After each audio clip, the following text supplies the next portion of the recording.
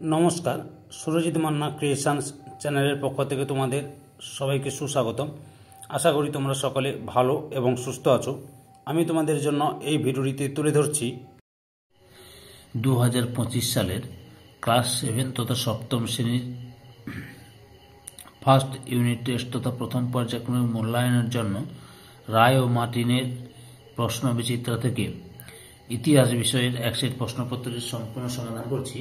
তার আগে তোমাদের কাছে অনুরোধ, তোমরা ভিডিওটি না টেনে পুরোটা দেখো। ভিডিওটি কেমন লাগলো কমেন্ট করে জানিও। ভিডিওটিতে লাইক দাও এবং শেয়ার করো। চ্যানেলে নতুন হলে চ্যানেলটিকে সাবস্ক্রাইব করে চ্যানেলের সঙ্গে যুক্ত হয়ে যাও। 8 নম্বর মডেল সেট।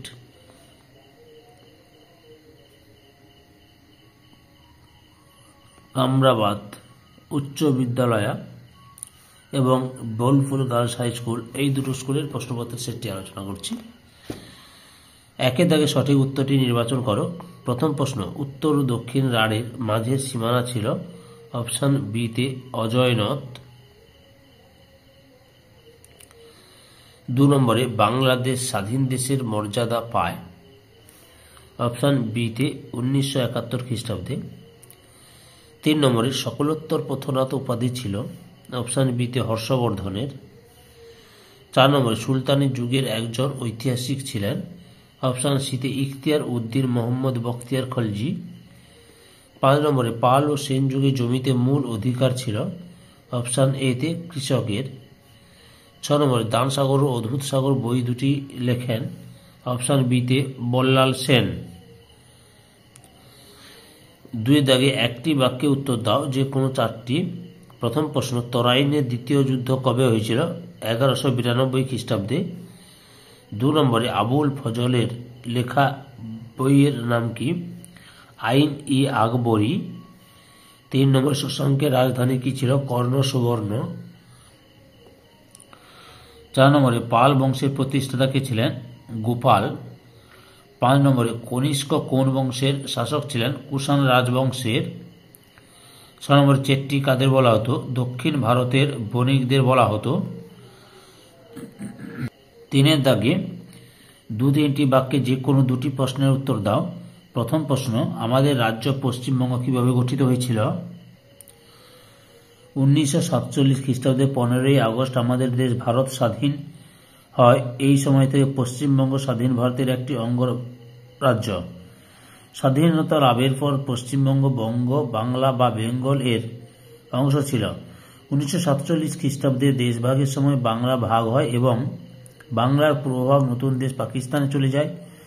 বাংলার পশ্চিমভাগ পশ্চিমবঙ্গ নামে ভারতের একটি রাজ্য হিসেবে আত্মপ্রকাশ করে। 2 নম্বরে টিকা লেখো। চক্রপাণি দত্ত।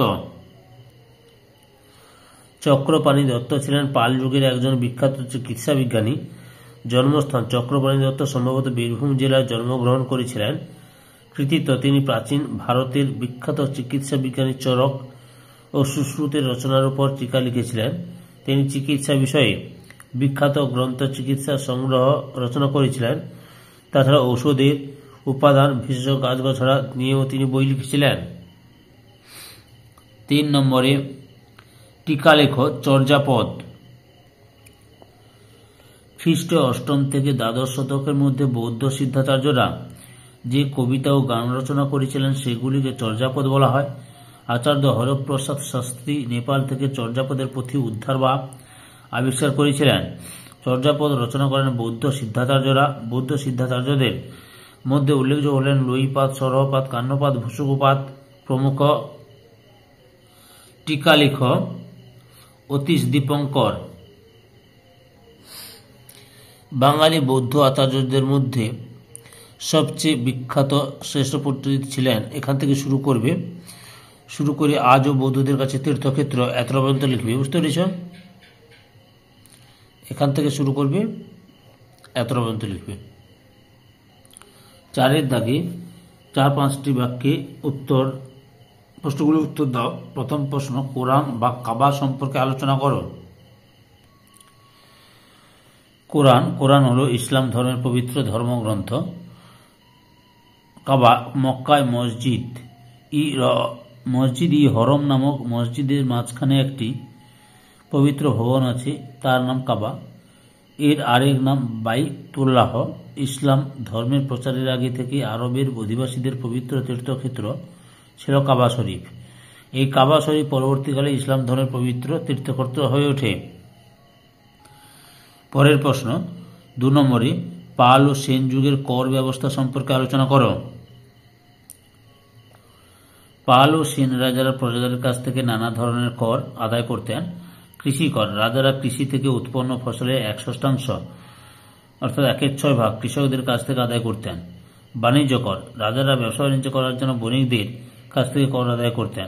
হাট ও খেয়াঘাট থেকে কর আদায় করা হতো। প্রজারা নিজেদের নিরাপত্তা নিশ্চিত করার জন্য রাজাকে কর দিত। 5-এর দাগে 8-10টি বাক্যে নিচের প্রশ্নগুলি উত্তর দাও। প্রথম প্রশ্ন, কর্ণ সুবর্ণ নগর সম্পর্কে আলোচনা করো। গৌড়ী রাজা শশাঙ্কের রাজধানী ছিল কর্ণ সুবর্ণ। এটি কানসোনা নামেও পরিচিত। এখান থেকে শুরু করবে, বুঝতে পেরেছ? এখান থেকে শুরু করবে। তারপরে ঐতিহাসিক প্রত্নস্থল এখান থেকে শুরু করবে, দিয়ে অবক্ষয় অবসান ঘটে এত পর্যন্ত লিখবে।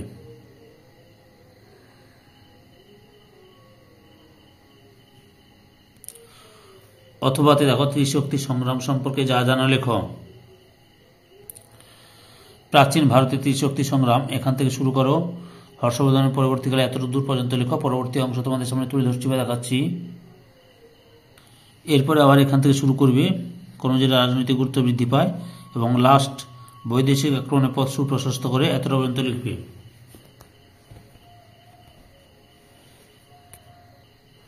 দু নম্বর প্রশ্ন, নালন্দা মহাবিহার সম্পর্কে যা জানা লেখো। এই যে নালন্দা বিশ্ববিদ্যালয় বা নালন্দা মহাবিহার পরিচয় দাও। বর্তমান ভারত বিহার রাজ্যের, এখান থেকে শুরু করবে, দিয়ে বিশ্ববিদ্যালয় ব্যাপক ক্ষতি করে এত পর্যন্ত লিখবে। এই ভিডিওর লাস্ট প্রশ্ন অথবাতে রয়েছে, পাল আমলের বাংলার শিল্প স্থাপত্যের কি পরিচয় পাওয়া যায়। পাল আমলের এখান থেকে শুরু করবে, সোমপুর বিহারের মন্দির বিশেষভাবে উল্লেখযোগ্য এতদূর পর্যন্ত লিখবে। সম্পূর্ণ ভিডিওটি দেখে আমার চ্যানেলের পাশে থাকার জন্য তোমাদের সবাইকে অসংখ্য অসংখ্য ধন্যবাদ।